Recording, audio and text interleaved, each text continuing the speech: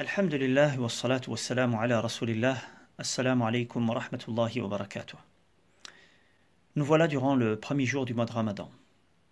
Dès que la nuit est tombée, on ressent directement les grâces d'Allah subhanahu wa ta'ala, on ressent directement cette bénédiction et cette miséricorde qui nous enveloppe. Le prophète alayhi salatu wa salam disait, lorsque ce mois arrivait, il disait Ramadan shahrun mubarak. Ou il disait dans une autre version Ataakum shahr Ramadan, shahrun mubarak.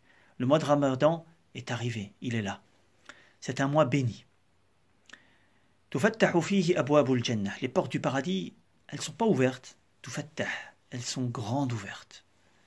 Wa tughallaqu fihi abwabus sa'ir. Et les portes du paradis, elles ne sont pas non plus fermées, elles sont bien fermées. Wa tusaffadu fihi ash-shayatin. Et les démons sont liés. وَيُنَادِي مُنَادٍ يَا بَاغِيَ الْخَيْرِ أَقْبِلْ. Et quelqu'un appelle dans le ciel, ou celui qui veut faire le bien, approche, viens. وَيَا بَاغِيَ الشَّرِّ أَقْصِرْ.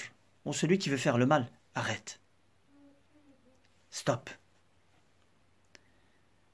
Et dans une version, Allah, le hadith dit aussi وَلِلَّهِ عُتَقَاءُ مِنَ النَّارِ فِي كُلِّ لَيْلَةٍ.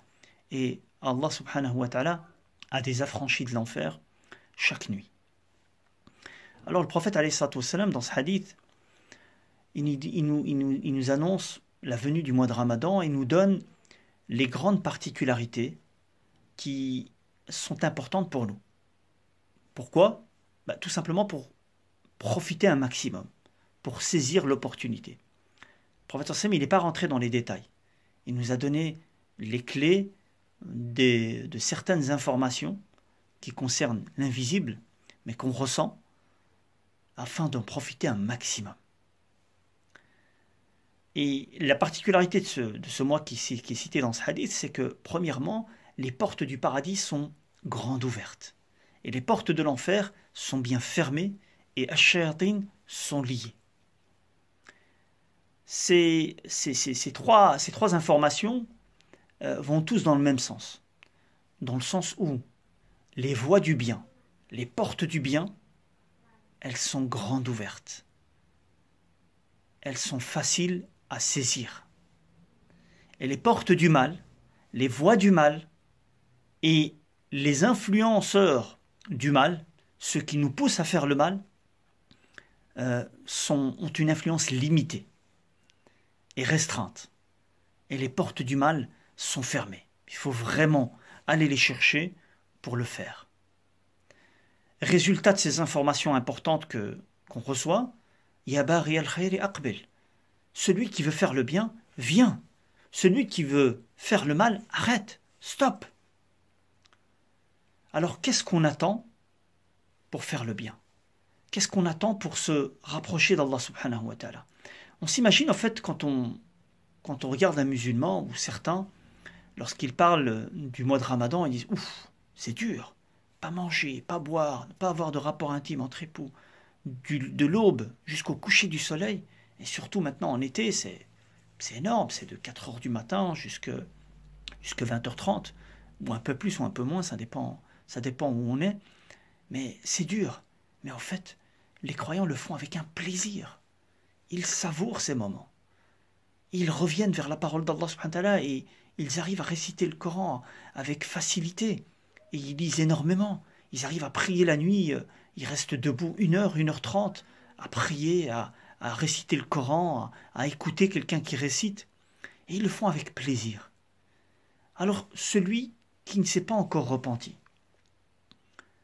celui qui ne prie pas, celui qui commet énormément de haram, et chacun sait ce qu'il fait. Chacun entre lui et Allah subhanahu wa ta'ala, il sait ce qu'il fait. Qu'est-ce que vous attendez? Qu'est-ce que vous attendez en fait? Qu'est-ce qui reste comme opportunité pour pouvoir revenir vers Allah subhanahu wa ta'ala? Et Allah subhanahu wa ta'ala, il a des affranchis de l'enfer chaque nuit durant le mois de Ramadan. Chaque nuit, il y a des gens qui reviennent vers lui, qui se repentent. Et Allah, il a besoin de personne. Et nous, on a besoin de lui. On a besoin de nourrir notre cœur, d'apaiser notre cœur, de nourrir cette âme, afin de sentir qu'on est, qu'on est un être humain non pas par le corps seulement, non pas par les besoins physiques seulement, mais aussi par un cœur, par une âme qui veut faire le bien, qui aspire vers autre chose que le matériel. Qu'est-ce qu'on attend?